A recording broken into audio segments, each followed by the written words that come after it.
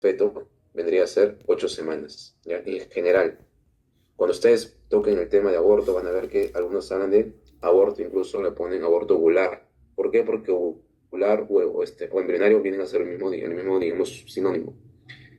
Y el feto se considera a partir de las 9 semanas en adelante. O sea, hasta las 8 semanas es embrión, pasadas las 8 semanas vendría a ser feto propiamente dicho. ¿Ya? No olvidar que los efectos del tubo neural, como lo que vendría a ser meningocele, meningocele, se van a presentar principalmente en el momento de las 4 semanas de edad gestacional. ¿Ya? Este es el detalle que tienen que, incluso algunos mencionan desde el día 21 al día 28 digamos, de la edad gestacional. Pero lo más que preguntan ustedes es que son 4 semanas, que porque por ahí puede que venga de 3 semanas. ¿Ya? No olvidar que yo para prevenir este defecto de tubo neural, tienen que ustedes administrar, digamos, a la paciente ácido fólico 3 meses previos del embarazo y a su vez hasta las 12 semanas. También se te dice hasta antes de las 13 semanas. O sea, hasta las 12,6 semanas para hacer con exactitud, o sea, antes de las 13 semanas, vamos a dar el ácido fólico a esta paciente. ¿Ya? La dosis, como ustedes saben, en pacientes que tienen alto riesgo, no olvidarlo, vendría a ser 4 miligramos. Eso es lo que tienen que siempre tener presente, que ya que les han preguntado.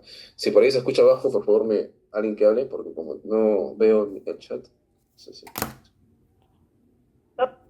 Ya, si por ahí se escucha abajo, me avisen, porque en la clase pasada me dijeron que no se escuchaban, y yo me escuchaba, ¿verdad?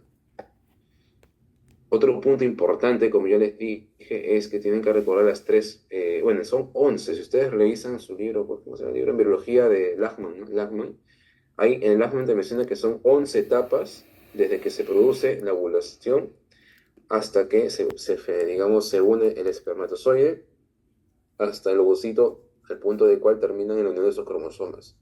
Pero con fines de examen siempre lo resumen en tres. Entonces, como ustedes ya habrán visto también esto, porque esto lo saqué también en internet, la primera fase corresponde a la penetración de la corona radiada. ¿Ya? Este detalle tiene que ser importante. ¿Cuál es la importancia acá? La corona radiada vendría a ser esta parte es como siempre menciona la parte de la teca, ¿no? Acá tenemos las células, estas son todas las células, que vendría a ser la parte de la granulosa, por así decirlo, y de tal manera que el espermatozoide va a viajar para poder penetrar. Una vez que ya penetró, aquí se libera incluso una enzima que se llama hyaluronidasa, también se llama la referencia de las tripsinas, y lo más importante, y les han preguntado, es la hyaluronidasa. En segundo punto, tienen que tener presente que es que viene a ser ya no la penetración de la zona, perdón, de la corona radial, sino la penetración de la zona pelúcida. ¿Ya? Pelúcido. Y en este punto es muy importante porque la zona pelúcida es esto que está, justo acá lo señala, es esto que está pintado de color celeste. ¿Ya? Entonces, ya atravesó la corona radial, la siguiente capa es la zona pelúcida.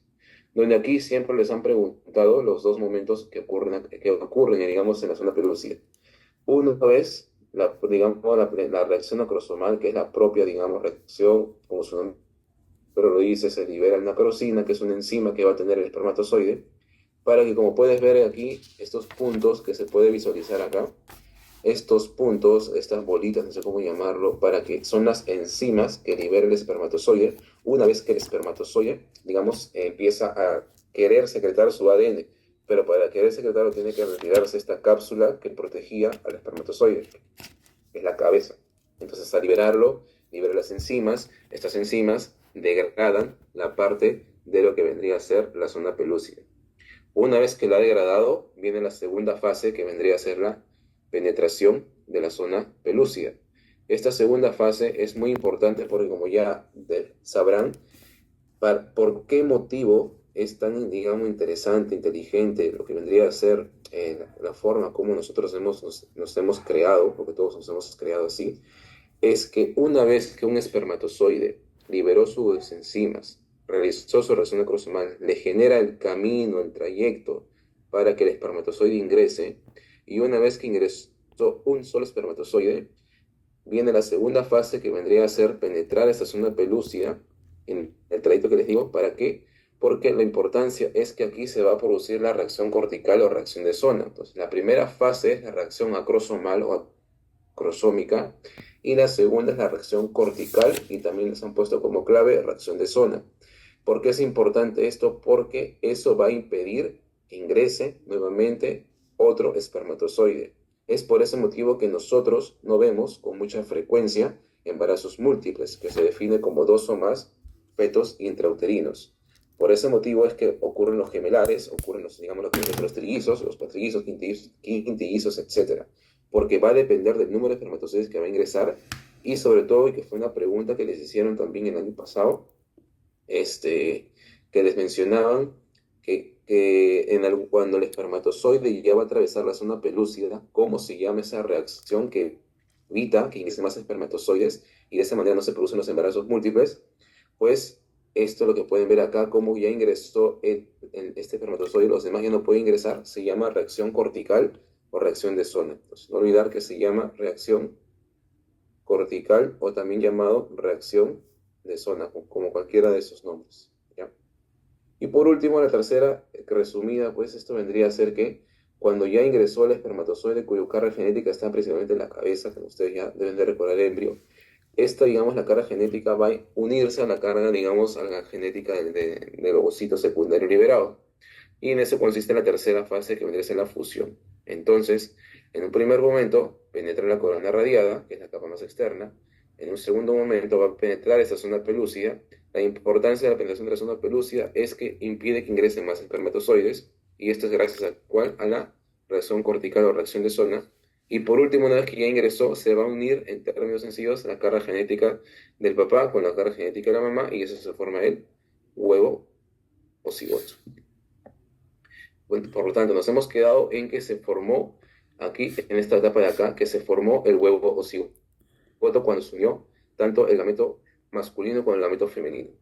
Entonces, una vez que ya se formó, empieza la serie de mitosis, a tal punto que también les preguntaron en algún momento a qué yo voy a llamar mórula, cuando ya el número de células, como ustedes pueden ver, acá hay solamente una célula, acá hay dos células, acá hay cuatro células, y cuando yo encuentro un periodo de 16, un número, perdón, de 16 a 32 células, a esto le corresponde la mórula.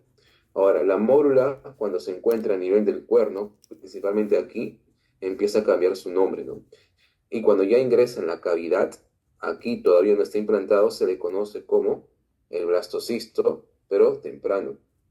Pero cuando ya, digamos, este blastocisto temprano cambia su estructura y ya llega a implantarse, como implantación se le va a llamar blastocisto tardío.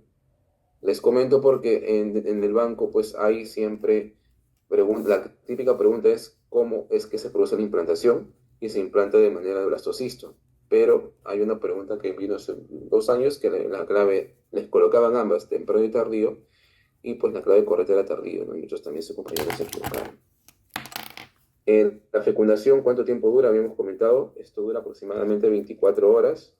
Y en segundo lugar, que se va a producir en la ampolla de la trompa uterina, como puedes ver aquí, este es el O, también llamado tercio externo. En cualquiera de las dos maneras ustedes lo van a encontrar. ¿Qué más se me ocurre acá? Entonces, esto ya les han preguntado, ya lo han mencionado, la mórula también, 16 a 32 células, y que el blastocisto y que la implantación se produce en estadio de blastocisto, sobre todo conocido como blastocisto tardío. Aquí puntual nada más, digamos, el trofoblasto, digamos, es lo que en un futuro me va a dar a mí la placenta. Eso al menos quiero que recuerden. Si hacemos teoría nos vamos a ver. Y que a su vez también vamos a tener dos componentes. O sea, cuando yo encuentro esta célula y yo esto de acá, como les decía a sus compañeros, le hago un zoom, voy a tener esta imagen de acá. Y yo al tener esta imagen de acá voy a encontrar dos cosas. Uno, esto de aquí que está coloreado de color rosado, por así decirlo, se le conoce con el nombre de embrioblasto. Y esto que está rodeando del periférico se le va a conocer con el nombre del trofoblasto. Lo mismo hacemos acá, ¿no? Embrioblasto es la parte más interna, o algunos le llaman la masa celular interna, y la masa celular externa, lo que va a rodear de color verde, eso se le conoce como trofoblasto. Entonces acá tengo una capa interna, por así decirlo, la masa celular interna, y acá la masa celular externa, que también se le conoce como trofoblasto. ¿Por qué es importante esto? Por lo que vamos a ver a continuación. Entonces, el trofoblasto, también llamado masa celular externa, va a tener dos partes. el citotrofoblasto, como puedes ver en la parte más, no sé cómo llamarlo, más externa, la que mira más a la uterina, porque acuérdense que esta imagen es un zoom de eso, entonces esto que estoy pintando acá vendría a ser el citotrofoblasto. El que va a migrar al útero, el que va a penetrar al útero, se le va a conocer con el nombre Sin sitio. de sincitotrofoblasto. Ujú. ¿Por qué es importante? Porque en algún momento también fue pregunta.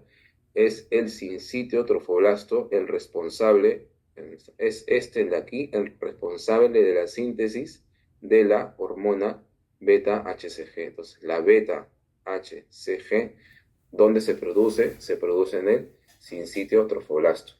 Se produce una vez que se ha generado, valga la redundancia, en la implantación. Entonces, nuevamente, se implantó el vasocisto, empieza a formar una masa celular interna, que es esta de acá, que se le conoce como embrioblasto, y a su vez también va a formar la masa celular externa, que se le conoce, digamos, como trofoblasto. Pero que el trofoblasto va a tener dos componentes, o se subdivide en dos. El citotrofoblasto, que es el que va a estar mirando la luz de la cavidad uterina, y el sincitotrofoblasto, quien es que va a penetrar. Y cuando veamos preeclampsia, es importante que entiendan eso, o sea, que entiendan este concepto para que podamos entender la fisiopatología de la preeclampsia. Entonces, es este sincitotrofoblasto el que va a penetrar y es este sincitotrofoblasto el que va a producir la beta-HCG. Y sobre todo, a partir de las cuantas horas se produce la beta-HCG, 24 horas post, o sea, después de la implantación. Ya, la beta-HCG yo lo puedo usar 24 horas después que se produzca la implantación. Esto no lo veo tan interesante, no tengo la tabla. No, lo voy a decir acá. Otro punto que también hay que recordar que les han preguntado es a partir de las cuántas semanas yo doso la beta-HCG en sangre.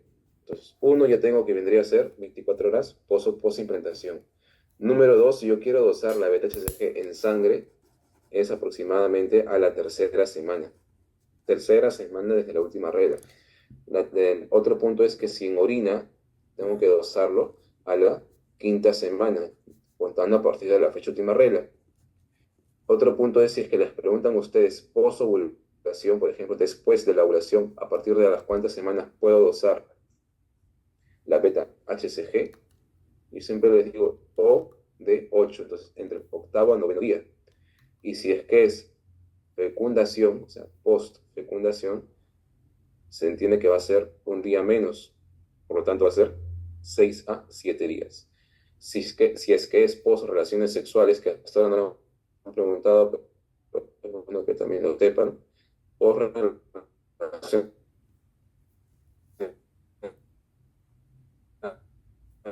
sexuales sin protección en ciclos de peligro ovulatorios, como mínimo, tienen que ser 15 días, como mínimo, ¿ya?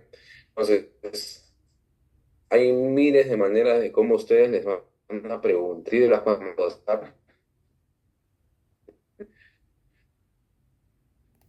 Otro punto importante es que en sangre, a partir de cuánto